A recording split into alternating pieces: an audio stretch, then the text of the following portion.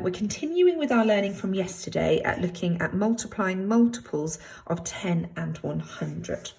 So to start us off, let's have a look at the first learning reminder slide.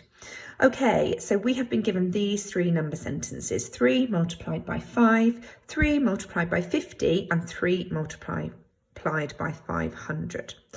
So how can we use that to find 3 multiplied by 50? We've got 3 times 5 equals 15. Hopefully, you should know, if we know that 3 times 5 equals 15, 3 times 50 is 10 times more. So 50 is 10 times more than 5. Therefore, our answer of 15 needs to be 10 times more to make it 150. And the same again for 3 times 500. We follow the pattern, okay? If we start with our original number sentence, 3 times 5 equals 15. 500 is 100 times more than 5. Therefore, our answer needs to be 100 times more than 15. 15 multiplied by 100 is 1,500. Okay, the next learning reminder is doing the same thing, but for these questions. Have a go at answering these 6 questions, either on a scrap piece of paper or in your exercise book if you like, and then check the answers, which will be on the learning slide. Have a go at doing it like I did on the final sheet, where you're doing it in order. You should find that quite easy, hopefully. And finally, we're looking at multiplying multiples of 10 and 100 by 1-digit numbers using table facts and then writing out the inverse division sentences. So what is 60 multiplied by 6? Sorry, what is 40 multiplied by 6? 40 multiplied by 6. We could use the SMILE method from yesterday, or we can use the 4 times 6 that we know is 24, and 10 times more would make it 240. If we know 40 times 6 equals 240, what division sentences can we write? Okay, the inverse operation. So that means we need to put our answer at the start, flip it round. 240, the inverse of a multiplication is a division.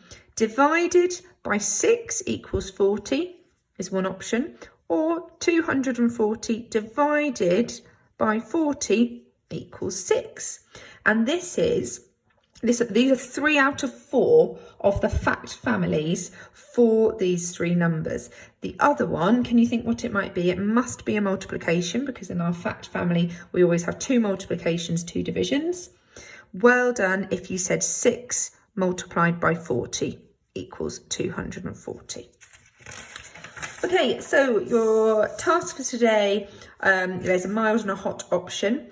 This one is, we have lots and lots of number sentences on this grid. Choose a box on the grid, complete the multiplication and write it out, and the answer as well in your book. Okay, try and complete the whole grid. So you can either write them underneath or you can write them out in your exercise book. If you're having a go at this one, please do have a go at the challenge. The challenge is colour the multiplications with the answer of 120. This will make a pattern. Can you tell me the pattern that you can make? And then write out 4 multiplications that have the answer of 200. That's what you need to think of yourself. The hot sheet, again, we've got a grid. This time, rather than writing out the answer, you've been given the answers. So you need to try and write out a number sentence which will equal each of these answers on the grid. The number 600 is the answer to 12 different multiplications. Can you find them all? There's your challenge. 12 number sentences which have the answer of 600. Answer sheet to mark your own. If you're a bit stuck, have a go at the ladders to success, and an investigation to end in the form of number triangles. So this is looking at the fact families that I spoke about earlier. The numbers in this triangle are related. The number at the top is the product, or is the answer of the other 2. So for example, 6 multiplied by 400 is 2,400. What multiplications and divisions can you write to go with this? So what fact family 2 multiplications, 2 divisions can you write from these 3 numbers? Then you've got 4 other triangles, you can write these out in your book. Pop 2,400 at the top. Can you think of other numbers, okay, which could be multiplied together to make 2,400? Write out the fact families. And then another little extension task at the end. Good luck.